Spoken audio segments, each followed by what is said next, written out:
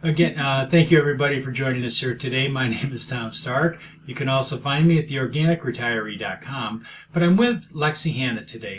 Lexie is from Red Deer, Canada, on Calgary, right? Or not Calgary, Winnipeg, wherever the heck it is. But it's up north someplace.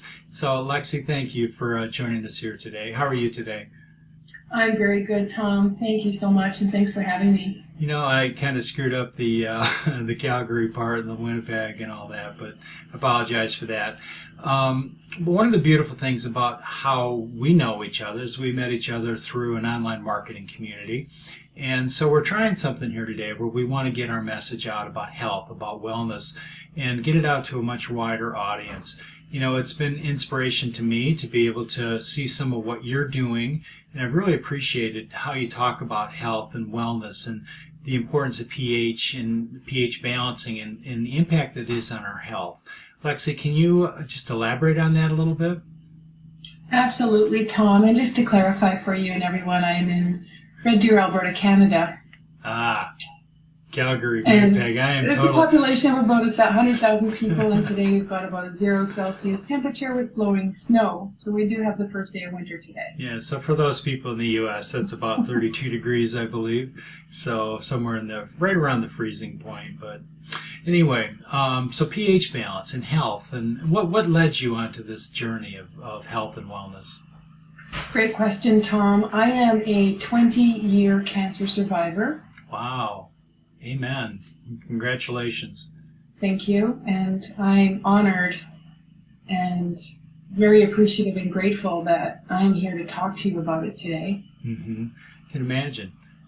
And teach others what I know and bring awareness. So, you know, you talk a lot in some of your videos about the importance of pH balance and water and the kind of fluid intake that we have. So describe that a little bit. What is the importance of pH balance? Absolutely, Tom.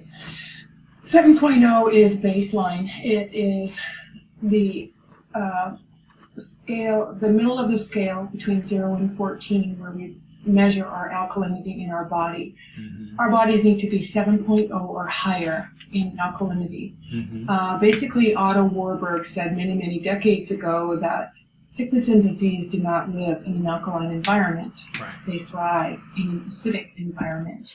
And I truly believe I brought on my own breast cancer 20 years ago because my body was very acidic. So my journey started when I decided that I wanted to live a better, healthier life, and that's when I became aware of living in an alkaline body, which is highly reduces the risk of sickness and disease. Mm-hmm. So I want to give that awareness to other people. And I hear you have a cancer story as well, Tom. That's correct. Actually, Wednesday will be the 5th anniversary of a surgery that I had. I was diagnosed with a little itty-bitty tumor and required a colon resection as a result. It wasn't considered colon cancer, though.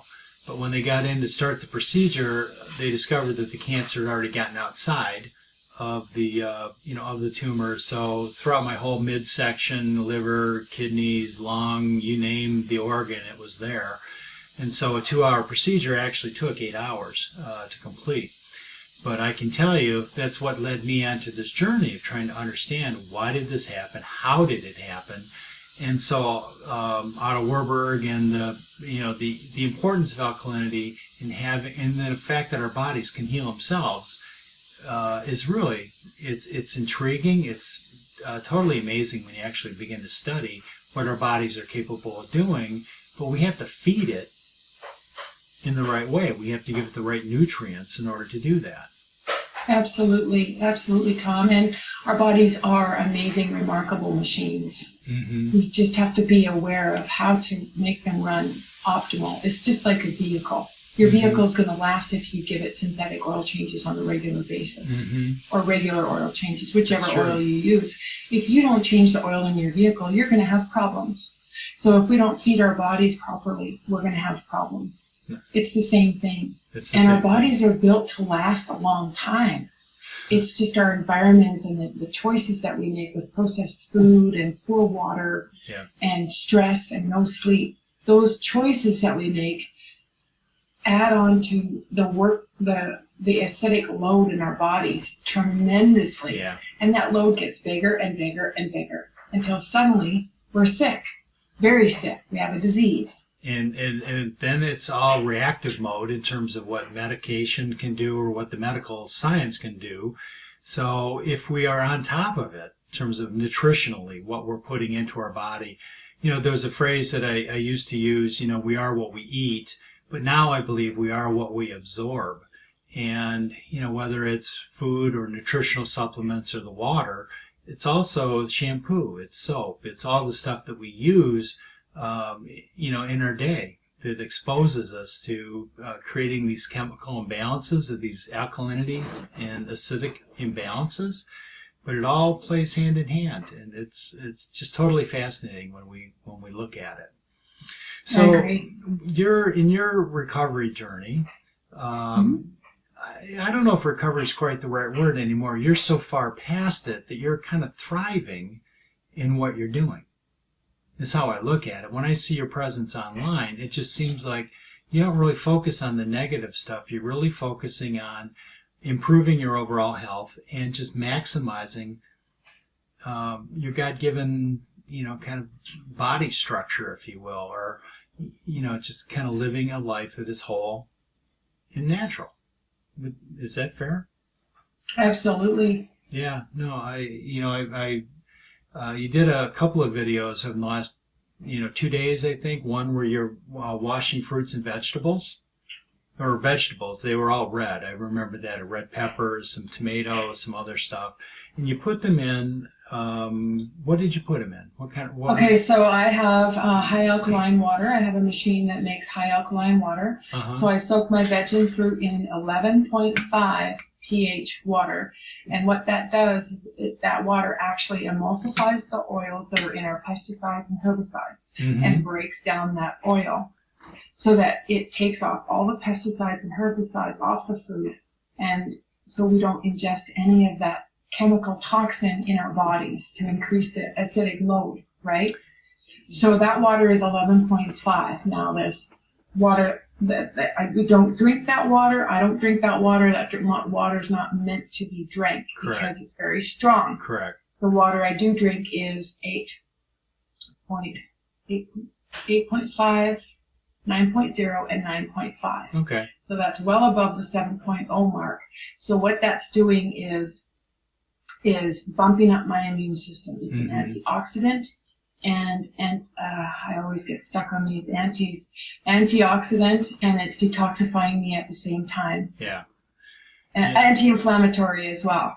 And it's amazing how quickly this 9.5 water cleans out my body, and it is also properly hydrating the trillions of cells in my body. Yep. And so I have proper hydration all the time. When I'm testing these bottled waters like Dasani and Aquafina, the acidity, I put my test drops in, Tom, and the acidity shows right away. When that liquid turns yellow, boom, that is highly acidic. Yeah, no, so we're drinking that bottled water, so we're adding to the acidic load in our bodies when we drink acidic fluids. And we think we're drinking something healthy because water is healthy for you, right? And it is. It's a lot better than soda. It's a lot better than sugared, drinks and, that sort of stuff. But it's really not as healthy as we think it is, and we're not accomplishing the goal that we want to accomplish with it. I was really amazed with this that, in California over the last several years, they've had a severe drought. And so 40% or more of the fruits and vegetables grown in the U.S. are grown there. And farmers, even organic farmers, had to use wastewater from shale oil production to help water their plants. So you think about that, because you mentioned oil and extracting some oil out of some of the foods that, the fruits and vegetables that you're cleaning. But even organic products are contaminated with various things. As much as we want to believe, and I do believe that organic is way better, but even with that, we have to be very careful about what we're putting on our body, what we're putting in our body. So agreed. Yeah, it's really interesting. We have to do things with nutritional supplements, to kind of get to improve that, and so obviously with the Kangen water and stuff that you're doing that will help with that. And hopefully the stuff that we're doing through Asante does the same thing, that it really promotes an overall body health and wellness. That's what we're about anyway, and I think that's what you're about as well. Absolutely. So, Lexie, I really appreciate you taking the time out of your busy day in order to do this today. Again, where can people find you?